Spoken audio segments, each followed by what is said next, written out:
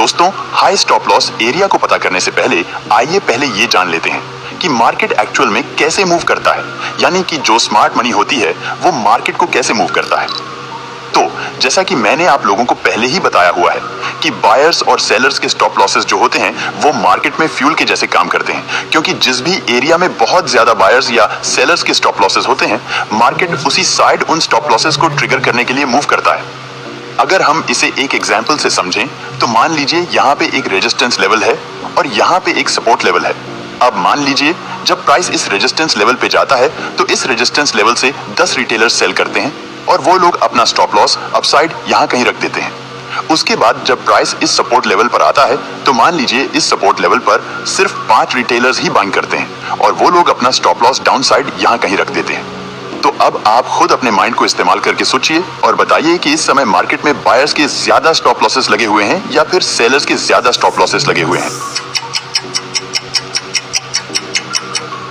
मुझे उम्मीद है कि आप लोगों का जवाब यही होगा कि इस समय मार्केट में सेलर्स के ज्यादा स्टॉप लॉसेस लगे हुए हैं, क्योंकि इस रेजिस्टेंस लेवल से 10 लोग सेल किए हुए हैं, लेकिन इस सपोर्ट लेवल से सिर्फ 5 लोग ही बाइंग किए हुए हैं।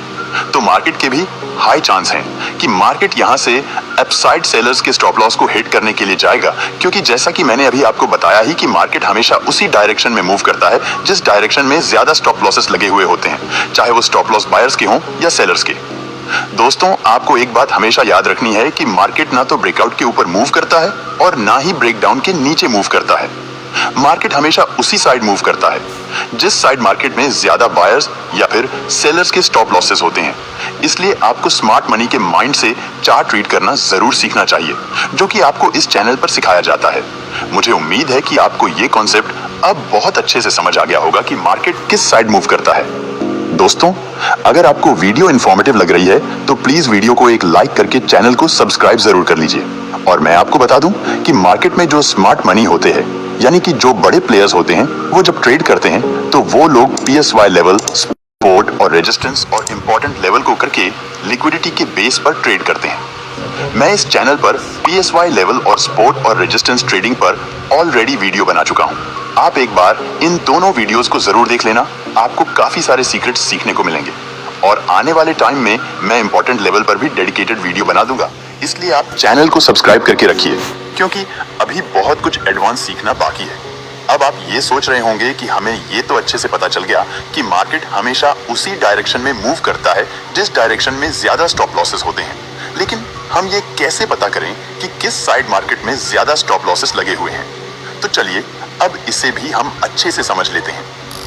दोस्तों, हाई स्टॉप लॉस एरिया को पता करने के लिए आपको हमेशा याद रखना है कि मार्केट में सिर्फ 4 प्लेसेस पर ही हाई लिक्विडिटी यानी कि स्टॉप लॉसेस होते हैं। फर्स्ट है किसी भी रेजिस्टेंस लेवल के ऊपर, क्योंकि जब कोई भी ट्रेडर किसी रेजिस्टेंस लेवल से सेल करता है तो वह अपना स्टॉप लॉस उस रेजिस्टेंस लेवल के ऊपर इस तरह से रख देता है। सेकंड है किसी भी सपोर्ट लेवल के नीचे, क्योंकि जब कोई भी ट्रेडर सपोर्ट लेवल से बाइंग करता है तो वह अपना स्टॉप लॉस सपोर्ट लेवल के नीचे इस तरह से रख देता है। थर्ड है किसी भी सपोर्ट लेवल के ब्रेकडाउन के ऊपर, क्योंकि मार्केट जब भी किसी सपोर्ट लेवल को ब्रेकडाउन करता है तो जो भी रिटेलर्स उस ब्रेकडाउन पर सेल करते हैं वे सभी लोग अपना स्टॉप लॉस उस ब्रेकडाउन के ऊपर रख देते हैं। फोर्थ है किसी भी ब्रेकआउट के नीचे, क्योंकि मार्केट जब भी किसी रेजिस्टेंस लेवल को ब्रेकआउट करता है तो उस ब्रेकआउट पर जितने भी रिटेलर्स बाइंग करते हैं वे लोग अपना स्टॉप लॉस उस ब्रेकआउट के नीचे यहाँ कहीं रख देते हैं, जिससे हम कह सकते हैं कि ब्रेकआउट के नीचे बहुत ज्यादा स्टॉप लॉसेस होते हैं।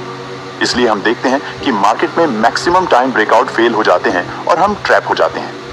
मुझे उम्मीद है कि अब आपको ये भी अच्छे से समझ आ गया होगा कि कहां पर हाई लिक्विडिटी यानी कि स्टॉप लॉसेस होते हैं।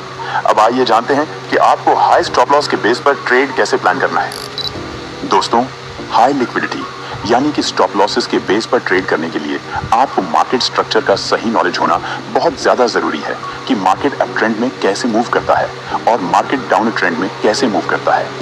मैं ट्रू स्ट्रक्चर मैपिंग पर एक फुल डेडिकेटेड वीडियो बनाया हुआ हूं, आप एक बार उस वीडियो को जरूर देख लेना। आपको मार्केट की साइकोलॉजी के बारे में काफी कुछ सीखने को मिलेगा।